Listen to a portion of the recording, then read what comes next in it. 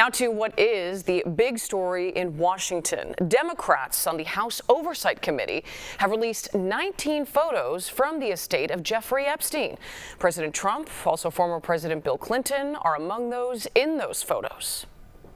Joining me now, CBS News Justice correspondent Scott MacFarlane. Scott, this Epstein story just keeps growing. So what's next after these photos?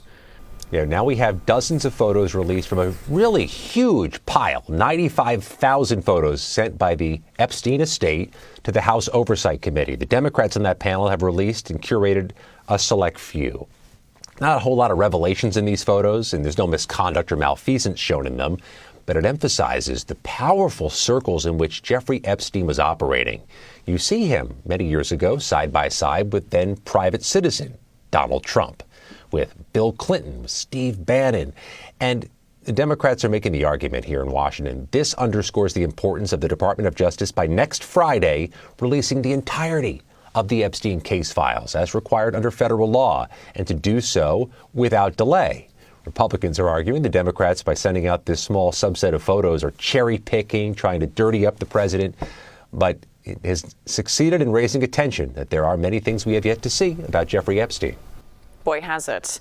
Scott, Indiana senators voted down that redistricting, which led to backlash not only from the president, but others too. I understand some lawmakers are getting threats. Is that what you're hearing? That's right, and it's all throughout Indiana. It's not just in certain parts. It's Republican senators from all corners of Indiana who were swing votes or viewed as pivotal votes on this redistricting plan that failed yesterday, say they were menaced. At least a dozen, CBS News has learned, were menaced. Bomb threats, so-called swattings, where somebody is targeted by having the police falsely sent to their home, or what they call pizza doxing, which is real pernicious. Somebody delivers a pizza to a public official's home to communicate, "We know where you and your family live." The Republican senators say they were unbowed by that, didn't change their votes, didn't change their minds, but it is a sign of things to come potentially. And that's the concern the FBI has, that others may copycat this in other communities with other public officials. Scott, President Trump threatening those land strikes in Venezuela now and promising to also seize more tankers. What can you tell us about this future possible movement?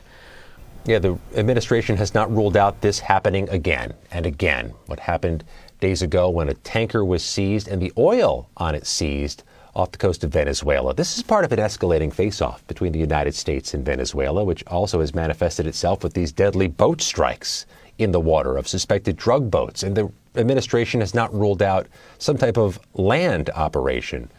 There are bipartisan questions here in Washington. There have been briefings all week. I think those questions are going to persist into the next week without a sense of exactly what happens next or when. The administration says it is displeased with Venezuelan President Maduro and will continue this face-off. Scott MacFarlane talking us through these headlines. Scott, great to talk to you. Thanks.